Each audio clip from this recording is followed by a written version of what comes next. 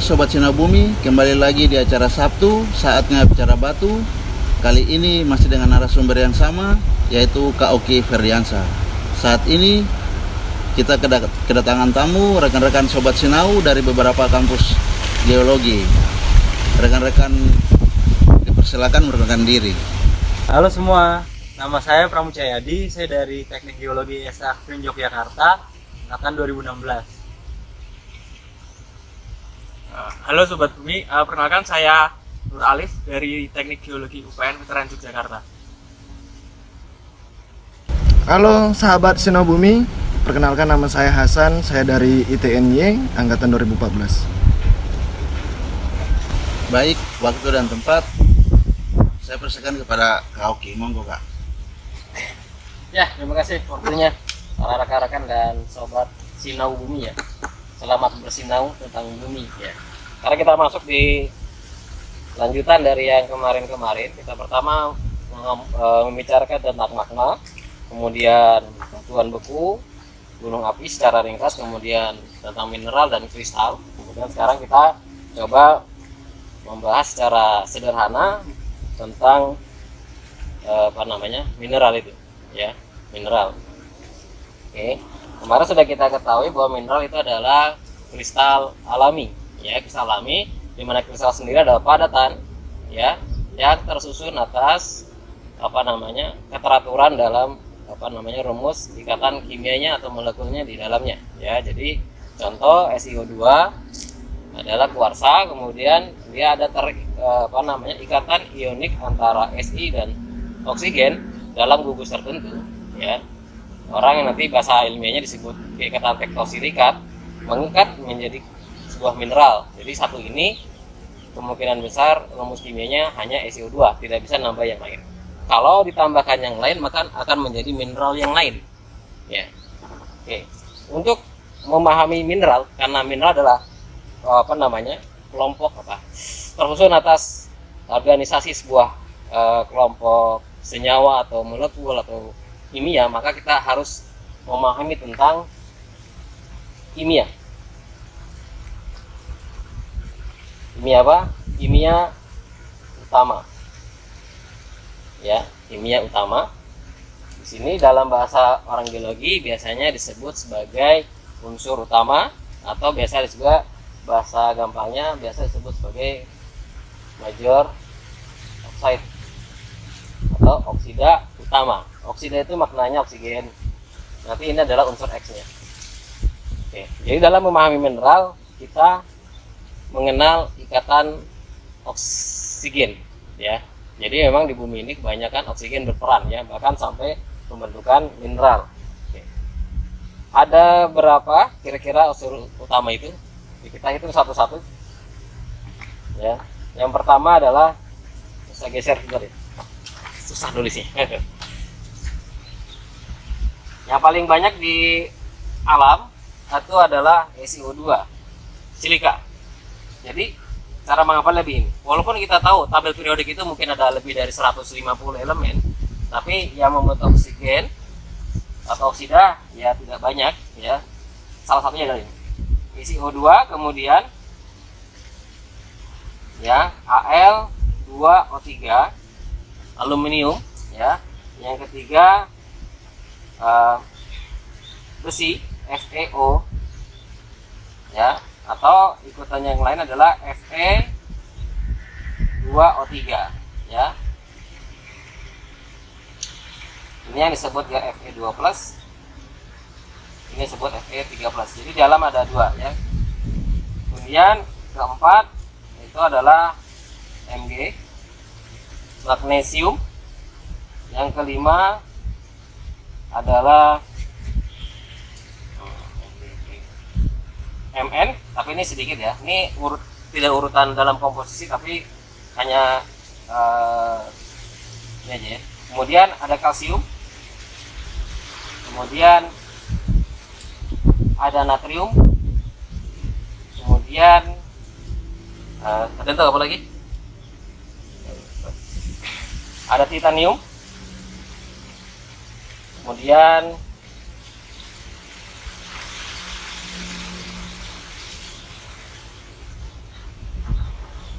Si, Al, Fe, Mg, Mn, kemudian Ca, natrium, potasium. Ya, K2O atau kalium bahasa chemicalnya. Tapi kita kenal sebagai potasium ya. Kemudian 9, 10-nya biasanya ada yang banyak juga, itu biasa juga ada nikel, tapi nikel itu nanti hanya batuan tertentu ya yang mengandung nikel cukup tinggi. Ya, ada juga yang lain, misalnya ada kromium. Atau yang lain nanti ada lagi ya, sampai ini ada air ya, H2O atau OH. Air itu di alam dia bentuknya bisa gugus H2O, air, atau OH ya. Kemudian nanti ada yang lain bersifat gas tapi sangat minor, nanti sulfur dan seterusnya ya, SO4. Kemudian ada gas lagi CO2 atau CO3. Oke, ini senyawa utama ya. Oke, ini kalau ada tambahan nanti kita akan tambahkan. Jadi biasanya orang sebut ada 10 ya, minimum ada 10 utama. Jadi utama, masuk maknanya utama itu dalam batuan dia jumlahnya persen ya, minimal mungkin 0,5%. Di luar ini dalam penyebutannya disebut unsur jarang, atau nanti lebih sedikit lagi disebut unsur jejak ya, kemudian dan seterusnya ya.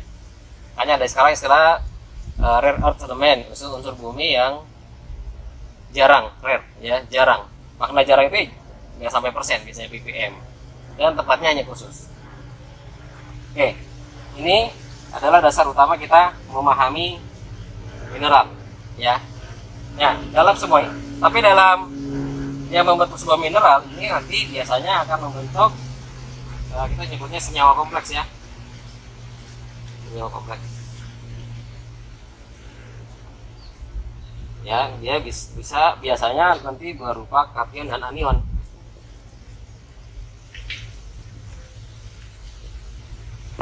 ya. Contoh Si, nanti yang paling banyak pakai teorinya adalah Si ya. Si itu bentuknya S3, SiO3 ya. Di sininya dia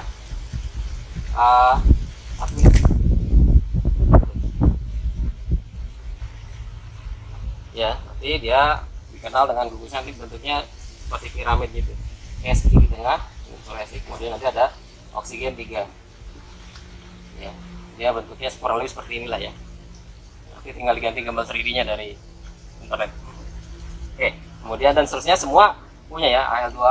Nanti semua ada senyawa, misalnya Al ini ada juga Al oksigen, ada juga nanti ada Al, OH dan seterusnya. Pokoknya tidak satu unsur langsung ketemu ini. Kalau unsur yang sifatnya kation, MgCa ini bisa Mn aja, nanti dia terikat yang lain gitu. Konsepnya gitu ya. Ikatannya biasanya ikatannya ionik ya. Oke, seperti ini ya. Dan ini jadinya wajib kalau Anda ingin memahami mineral, mau tidak mau ini diketahui, minimal diketahui, tidak mesti dihafalkan tapi Anda tahu ya.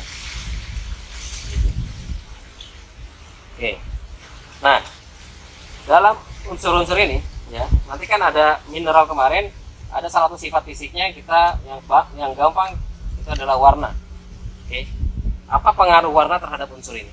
Jadi unsur inilah yang nanti dia saling yang menyebabkan mineral atau benda di alam ini memiliki warna sebenarnya. Itu dari sifat ya, sifat dari absorpsi atau evaporasi dari atomik ya, unsur-unsur ini gitu ya. Mungkin orang-orang kimia fisika bisa menjelaskan lebih dalam itu masalah warna. Hanya di sini saya sampaikan saja ya, untuk biar mudah dipahami. Misalnya kita dari SiO2. Apa sih warna dasar dari SiO2? Warna dasar dari SiO2 itu adalah, ini kebetulan ada mineralnya namanya kuarsa. Warnanya begini, bening atau bening agak putih keruh ya. Ini warna dasarnya. Oke, kemudian apa warna dasarnya? Aluminium. Nah, ini juga. Ini warna dasar dari aluminium. Ini aluminium OH. Jadi menyebutnya bahasa alum atau ada yang tahu? Tawas. Ya. Ini warna dasarnya putih. Ya. Bukan aluminium yang sudah jadi genteng itu sudah sudah lebih murni dan lebih ada reaksi yang lainnya, jadi logam. Ya, ini kalau dalam terikat sama oksigen dia akan warna asli seperti ini. Ya, kemudian besi ini warna, nah ini saya dapat biji besi, ini isinya hematit sama magnetit, dia warna dasarnya hitam kemerahan. Jadi dipahami dulu ya, gelap ya. Dia meredupkan ya. Kemudian apalagi Mg saya harusnya ada mineral magnesia tapi tidak bawa ini. Misal serpentinit ini Mg-nya cukup tinggi, jadi dia membuat warna menjadi kehijauan tapi tetap gelap. Oke. Biasanya gitu. Kemudian natrium. Nah, natrium paling mudah. Ini dia. Ya. Nah, ini dia. Pasti tahu ya. Ini adalah garam dapur. Jadi warna mineral yang mengandung natrium akan cenderung menjadi seperti ini. Putih cerah, lebih bening. Oke. Kemudian kalsium dan potasium akan mirip. Ini. Nah, tapi ya bukan jualan obat ya. Ini generik juga. Ini ada tulisannya titik-titik potasium. Berarti di dalamnya itu ada reaksi potasium di dalam sini ya. Dan hampir semua obat ini, obat kan warnanya macam-macam ini. Saya udah praktek sendiri ya. Ini obat ini warnanya macam-macam, tapi ternyata isinya ya sama aja, putih. Ya, jarang ada yang berwarna putih. Dan ini adalah warna dasar dari bubuk kalsium dan potasium. Putih. Cerah ya kan? Sampai situ. Kemudian air ya udah ini. Saya udah bawa es batu. Bening ya. Jadi air ya. Itu bening. Jadi itu warna dasarnya. Jadi yang membuat gelap itu ada Fe, Mg. Bagaimana dengan Mn? Mn ya menggelapkan juga. Mn itu juga menggelapkan. Manganis. Apalagi nikel, krom dan selainnya itu nanti membuat sifat lebih metalik ya, lebih menjadi logam. Begitu. Sip. Sampai sini ada yang mau coba bertanya tentang dari kimianya dulu? Belum ada? Ya, silakan. Belum ada. Ya, sampai sini sudah paham semua warna. Sehingga nanti dari warna kita mengenal dua klan besar secara fisik pembagian mineral di bumi ya. Ada istilahnya felsik.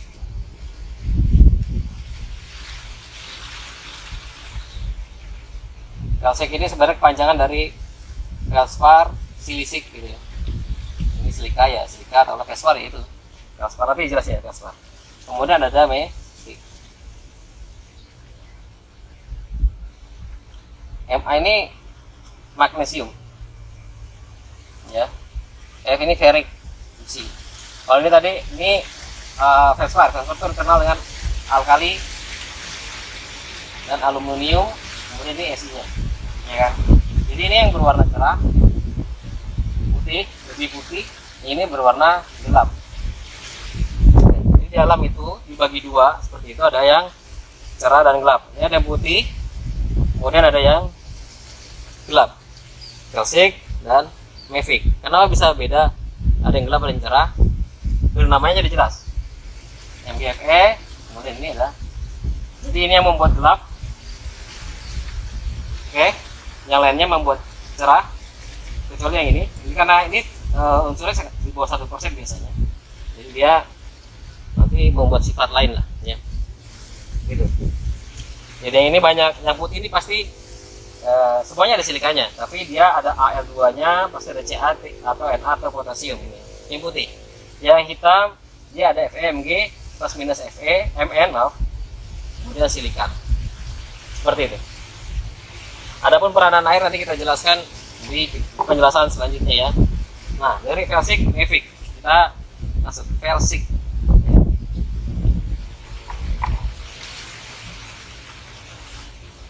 Mungkin ada yang sambil bertanya di sini.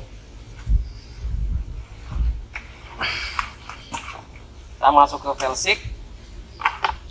Nah, biasanya kalau di ilmu-ilmu biologi atau petrologi kita mengacu ke ini ya.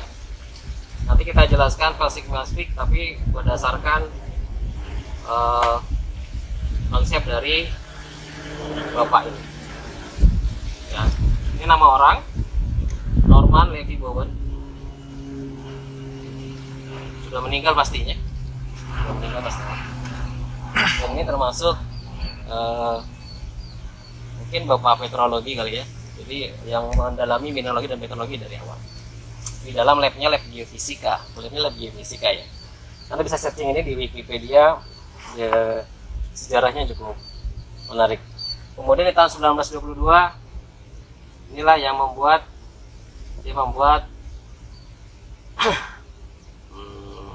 membuat paper tulisan dari hasil penelitian dia. Objeknya adalah batuan buku ya, batuan buku igneous rock yang bernama basalt yang diambil dari daerah subduksi, atau bahasa gampangnya iron arc. Ini diambil kayak kalau nggak salah dari iron arc ya, kemudian dilelehkan di lab, kemudian diamati perlahan perubahannya dari tekanan dan suhu tertentu sehingga keluarlah paper sebutnya reaction principle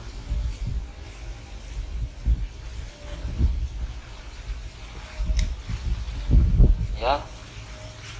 Jadi prinsip reaksi dari mineral-mineral pada batuan buku, konsepnya gitu. Jadi ini penjelasan dasar petrogenesis, ilmunya masuk ke petrogenesis, penjelasan tentang bagaimana terbentuk batu. Nah, sampai sini kan agak berat nih, terlalu geologi banget. Nah, jadi ini saya memperkenalkan, jadi ada Bapak Bowen ini. Bapak Bowen ini tahun 1922, entah sadar atau tidak sadar, dia membuat paper gitu. Ya kemudian sampai sekarang tahun berapa sih? 2021 ya, itu masih dipakai dan masih dihafalin oleh anak-anak mulai dari semester 1, bahkan mungkin di STM sudah diajari tentang reaksi Bowen ya.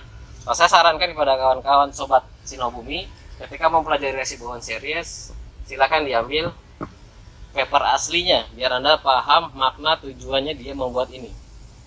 Dia tidak membuat ini untuk semua batuan di bumi, tapi dia membuat untuk batuan yang hubungannya sama iron arc gitu ya konsepnya. Baca di papernya ya. Kalau tidak punya boleh download di telegramnya Geomineral ya. Nah,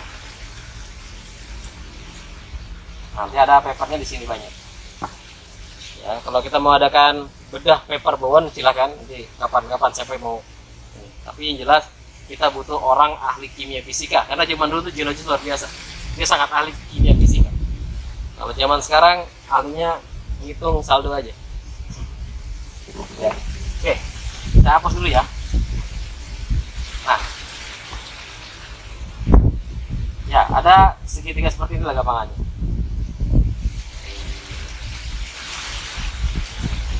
Ini di sini ya, di sini orang nyebutnya discontinuous series, seri yang tidak berlanjut. Saya mungkin agak ubah sedikit ya, saya agak ubah biar gampang. Kita kembali ke ya, tadi kimiawi FMG series gitu aja dah ya kan. Yang di sini ya tadi jadi ini Mavic ya, yang ini Velsik. Jadi di sini aluminium series. Oke, ini sama ini. Di dalam ilmu petrogenesis orang banyak bahas mineral yang di sini akhirnya. Kenapa? Karena discontinuous. Nah, discontinuous kan ada pemberhentian sehingga berhentinya kapan enak. Jadi stopnya gitu. Kalau di sini continuous jadi orang jarang bahas. Walaupun beberapa senang main yang di sini juga. Ya. Gitu ya. Di tengah ada nanti namanya spinel group. Spinel. Ini ada chrome, ada magnetic group tadi. Atau ilmenite group. Nah, ini namanya spinal. Nanti dia turun sendiri, dia tidak dijelaskan. Ini disebut discontinuous, tidak berlanjut. Ini disebut continuous, berlanjut. Kemudian ini ke bawah disebutnya sisa, residu. Ya sampai sini aja ya. Nanti ini keluar calf. Tapi ya namanya nanti. Nah ini. Jadi ini posisinya di reaksi Bowen itu ya, jangan gambar dia jadi agak jomplang. Kenapa? Karena ini lebih duluan terbentuk dalam konsep ini olivin. Oke. Kemudian ini kelompok piroksid. Sini bagi dua, ada orto, ada lino. apa ini? Jadi kemarin di kristalografinya. Jadi pirosin dibedakan berdasarkan bentuk kristalografi. Oke. Kemudian ada amfibol atau langsung saja saya sebut hornblenda. Ya. Hornblenda, kemudian ada biotit. Oke. Nah, ini kurang kali ya. Terkapa ya. Kemudian di sini ada gugus CA-NA series atau di sini gugus plagioklas. Kelompoknya plagioklas. Ini mulai ada CA dominan, ini NA dominan. Karena plagioklas itu rumus kimianya jadinya CA, NA, burung, gitu kan? Al 2Si 3O8. Ini gampangnya 100 itulah ya. Jadi di sini, jadi ini 100-nya dia, ini 100-nya yang bawah. Ini namanya albit. Yang ini namanya apa ya? Anortit. Nah, sudah masuk kayak gini biasanya agak susah. Ya. Ini disingkat AN. Jadi ini yang kalau yang lanjutan belajar petrografi, makanya ada AN 100 sampai AN 0. Itu ya ini maksudnya. CA-nya banyak, CA-nya nggak ada gitu. Jadi gampangnya gitu. Jadi dalam mempelajari mineral alami, mineral utama apa batu-batuan, ya mineral utama apa batu-batuan, itu ya mau nggak mau kita mempelajari, harus mengetahui rumus kimianya. Misal plagioklas ya harus tahu ini, minimal tahu ini. Itu minimal ya, minimal lulusnya ya gitu. Ya. Nanti urutannya ini saya jelaskan. Oke, olivin, FeMg, silikat. Silikatnya olivin SiO4 dalam kurung ya. Oke. Jadi rumus kimianya adalah SiO4 ditambah FeMg. Beberapa punya nikel juga, tapi dalam kurung. Karena dia kurang dari 1 atau 0,5%, jadi dalam kurung. Oke. FeMg SiO4 rumusnya gitu. Oke. Orto itu sama, hanya kalau pirosin dia punyanya SiO3 atau dikali 2 ya, Si2O6. Ini belakangnya gitu rumusnya. Nanti ini orto itu masih FeMg. Paham ya? FeMg. Jadi orto pirosin rumus kimianya FeMg Si2O6. Kalau klino itu nanti dia ini FeMg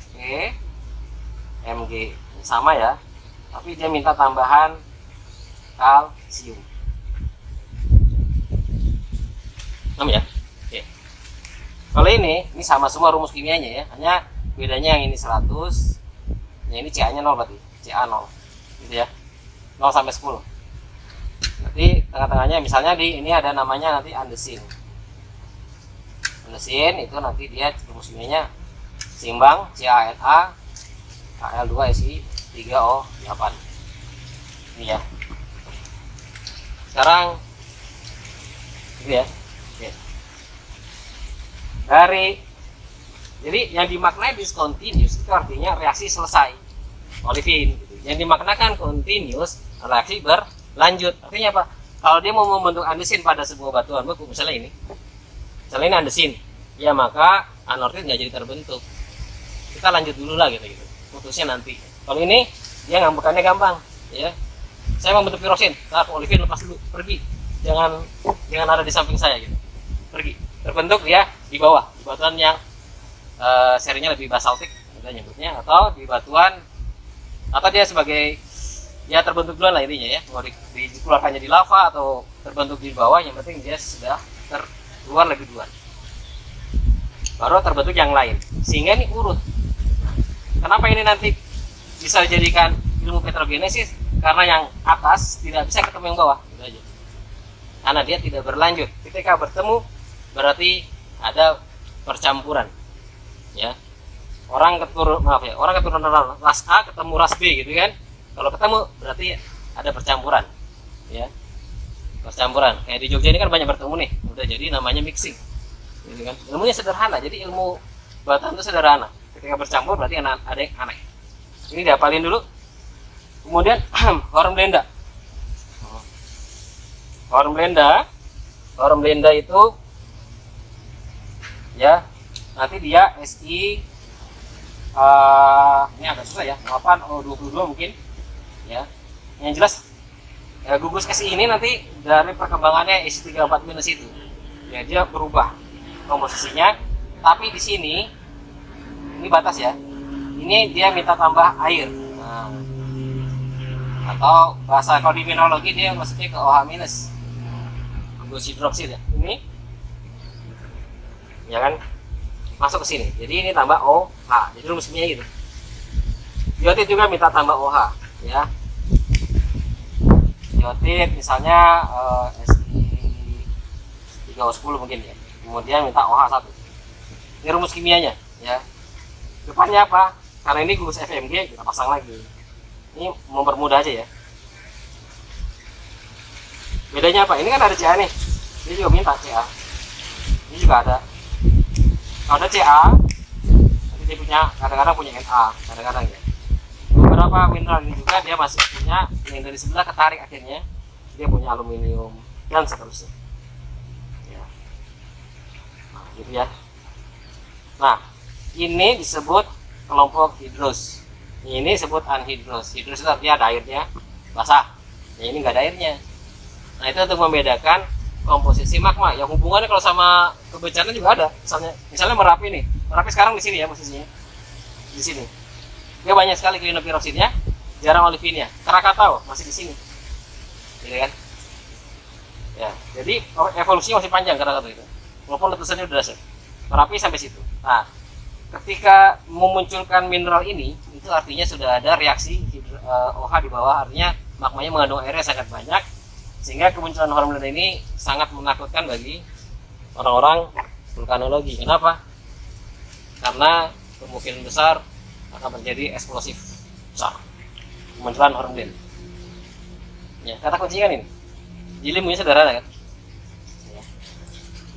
Kalau untuk biotit nanti agak susah ya, ini ada AL-nya, saya tambahkan lagi dan seterusnya.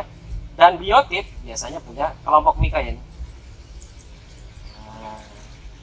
Muncul potasium. Kok bisa ada potasium yang nyasar nih? Nah, jadi emang yang ke bawah ini udah idealismenya udah nggak stabil. Diskontinuitas udah mulai kayaknya sebelah lebih cerah gitu. Nah, lebih kinclong, bosnya minta dikit lah gitu. Ya enggak? Nah, ini dia CaNa AL, ini kan gugus mineral yang tadi yang cerah ya, itu tadi contohnya. Ini cerah semua, bening, putih gitu. Ya kan? Nah, sampai sini ada namanya K-feldspar. Atau bahasa ininya ortoklas. Nanti ada sanidin, ada apa lagi? Mikroklin dan seterusnya. Rumus kimia sama tapi dia punya bentuk karakter kristalografi yang beda. Karakter fisik mineral yang berbeda. Ini residu ya, sisa. K-feldspar. K-feldspar rumus kimianya potasium, aluminium, Si3O8. NaCl-nya mana? Ya udah selesai. Ya. Makanya continuous itu dalam buku itu nyebutnya dari sini ke atas ya. Disebutnya sini gini. Jadi jangan bukan sampai sini, bukan. Kemudian ada namanya muscovite. Muscovite itu gimana? Sebenarnya masih rumus kimianya ini ditambahkan air. Itulah gambaran. Jadi muscovite.